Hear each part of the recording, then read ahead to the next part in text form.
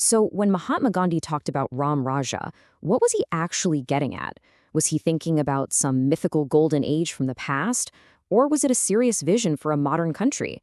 It's a term that gets thrown around a lot today, and it's almost always misunderstood. So, let's break it down. Okay, let's dive right in. At the very heart of all the confusion is this one question.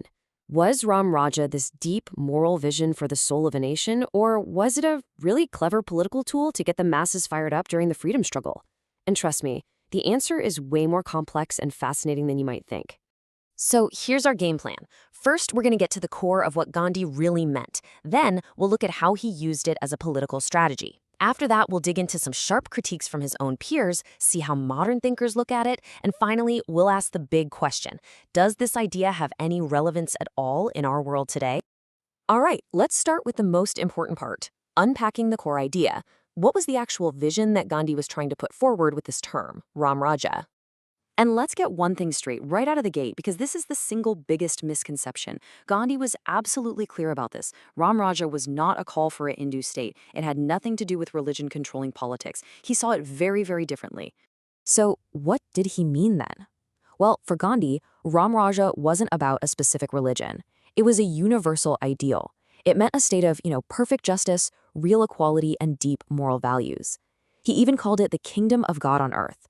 But for him, Rama wasn't a religious figure, he was a symbol of pure ethical leadership.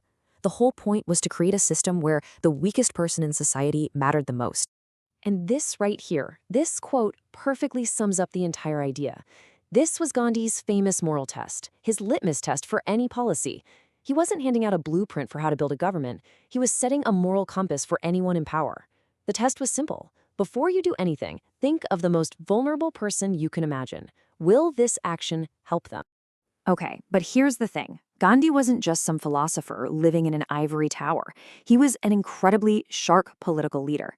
So let's look at how this moral idea also worked as a really powerful political strategy. You've got to remember what colonial India was like. Most people were illiterate, and their lives were deeply connected to cultural and religious stories. Just talking about abstract Western ideas like democracy or sovereignty wasn't going to cut it. So Gandhi used language that people already understood. He took this familiar symbol, Ram Rajya, and he totally redefined it. He used it to translate his big ideas about freedom and justice into terms that everyone could instantly connect with. So, was it a political tool? 100%. But that doesn't mean it was dishonest. Think of it like a bridge he built to connect his deep moral ideas with the practical needs of a massive political movement. The problems only started cropping up later when other people started using the term without Gandhi's ethical foundation. Now, not everyone was on board with this, not even people who really admired him. In fact, some of these strongest criticisms came from his own contemporaries, who saw some major flaws in this whole ideal. So on one side, you had someone like Jawaharlal Nehru. He respected Gandhi's moral vision, but he basically thought it was way too idealistic, completely unrealistic for a modern nation. Nehru was all about building a future with modern industry, science, and big development projects. And then, from a completely different angle, you had the powerful critique of B.R. Ambedkar. Ambedkar totally rejected any romantic vision of village life.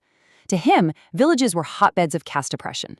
For him, a fuzzy moral idea like Ram Rajya meant nothing without strong, ironclad laws to tear down inequality and protect the most oppressed people. Those critiques are absolutely crucial, but the conversation didn't just stop there. Let's fast forward a bit and see how thinkers today have actually revisited Ram Rajya and found some surprising new meaning in it. For instance, the political theorist Rajiv Bhargava argues that Gandhi was practicing a kind of ethical secularism, using religious language to achieve moral goals without ever wanting a religious state. The brilliant economist Amartya Sen connects Gandhi's moral test directly to modern ideas of justice, which are all about how a society treats its most vulnerable members. And then you have someone like Ashis Nandi, who suggests Gandhi's whole idea was actually a powerful critique of modern life itself. Our obsession with consumerism and power. So this brings us right to the big question. What does any of this have to do with us, right now in our hyper-connected 21st century world? Can an old idea like this really give us a lens for our modern problems?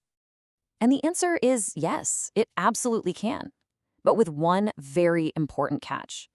The value of this idea today isn't as a literal policy manual. No one's suggesting we run a modern country based on an ancient ideal.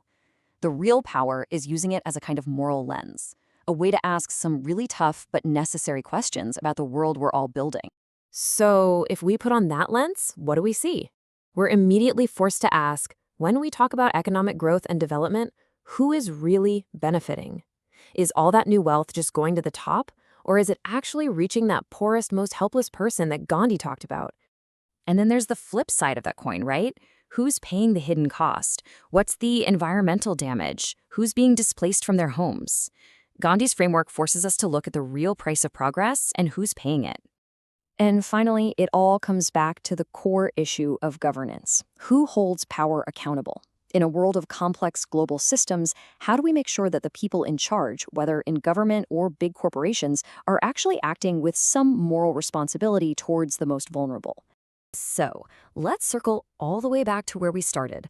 Was Gandhi's Ram Rajya a moral vision or a political tool? Well, as we've seen, the real answer is it was both.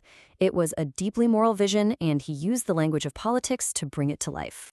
And that right there is the final crucial takeaway. The whole concept was never a plan to go backward in time. It was a challenge to move forward ethically.